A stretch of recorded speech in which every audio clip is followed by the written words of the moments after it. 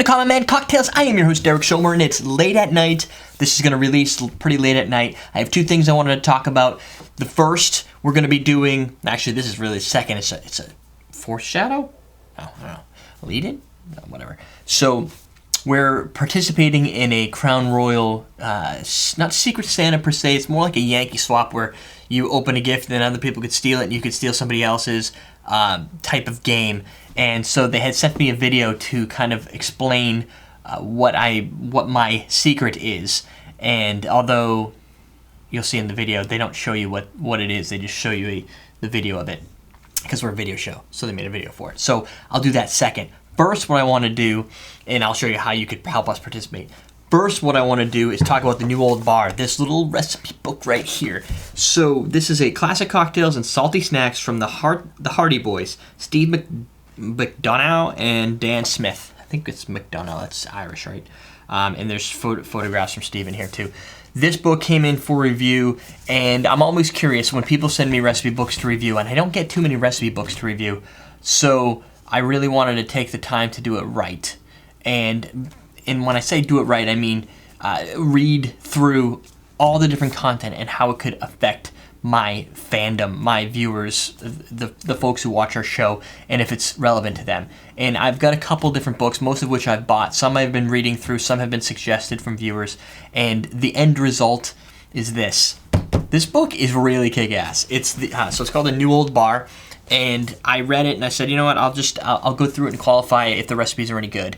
And the problem I have is there's so many recipe books where there's recipes that you just can't make because you don't have all the ingredients. Now, what these guys did is they made a recipe book for humans, people that are cocktail enthusiasts that also want to be able to explore different cocktails, but they don't want to get to the point where they get frustrated because they can't make the cocktails in the book. Now they have a book worth of cocktails that they're never going to make because it's either too difficult or access to these things are too hard. So there are some bitters in here, so you need to have access to bitters and different spirits. But the bitters don't get crazy. You need Angostura bitters and you're probably going to be good. Orange bitters, I think, is the other one. So what the book does, it starts out with is an explanation of gins, tequilas, vodkas, whiskeys, a high-level explanation. It has secondaries for absinthe, allspice, dram, Amaros, which we have, Benedictine, Chartreuse, elderflower liqueur, Galliano, Lillet, maraschino liqueurs, orange liqueurs, vermouths, stuff like that. And if you read those, a lot of people have asked us questions about those. They're all right here, all the answers. So that's cool. Good opener. So you can, once you read this, you start to trust them a little more because you start going, oh, that makes sense. I understand why you'd use that and what it'd be used for. Then you go through the basics, which are your juices, your garnishes, your eggs, some of your bitters, very simple stuff that we've been using and have learned over the time. They have stuff on shakers, your Boston, your cobblers, which we talked about last week, muddlers, jiggers, some of the equipment you can use if you're making a little bar kit of stuff you need. He's got a list of stuff here, and it's done more in a comic way. So I call this as close to a common man perspective as possible. The best part is they go through, they explain to you the different things about the cocktails. No tasting notes. They do have pictures.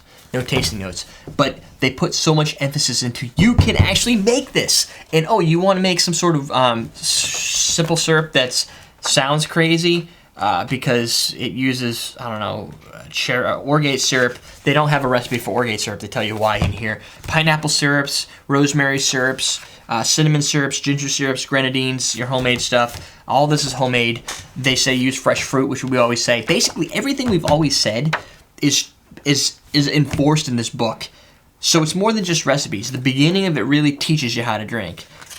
Whether the recipes that you're using here, for instance, the gimlet does use roses lime juice.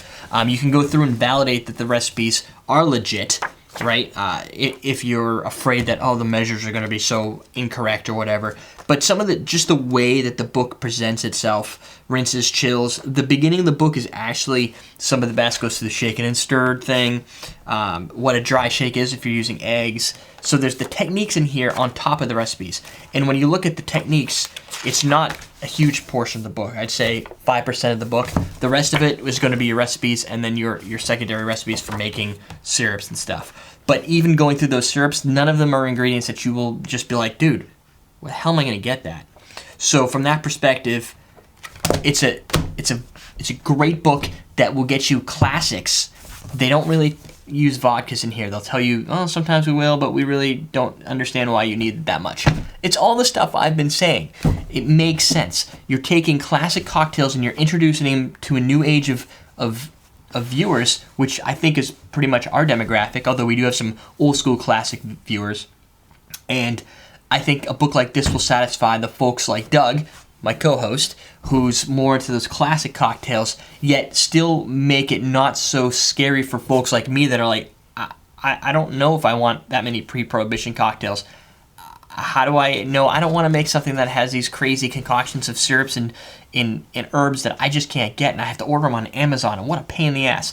Screw that. You don't have to worry about that with this book. So I think that's cool. And this, my friends, shows us that what we're doing here and what other people are doing at home is the way these guys, the way the market is going. If the industry's to grow, it can't just be the 2%. It can't be those folks that are like, oh no, if you gotta make everything classic style, it all has to do this, everything has to be this, you have to wash it this specific way, you have to rinse it this specific way. Screw that. Make a good cocktail. And now you have a book that takes you, it's not gonna be your tropical fruity drinks like we tend to do. They're gonna be more pre-prohibition classic styles, but in a way that makes it accessible to everybody, not just because it was written that way in the classic Bibles of cocktails. So there you go. Lastly, the Pass the Crown. So this is my sticky here.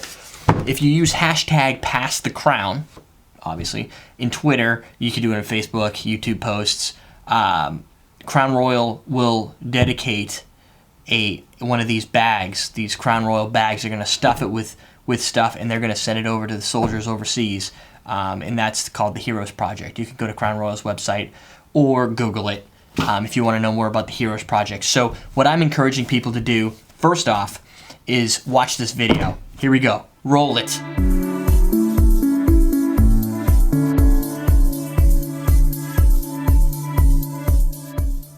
All right. Secondly, now that you've seen that, I have an option. You must help me choose. It's up to you guys.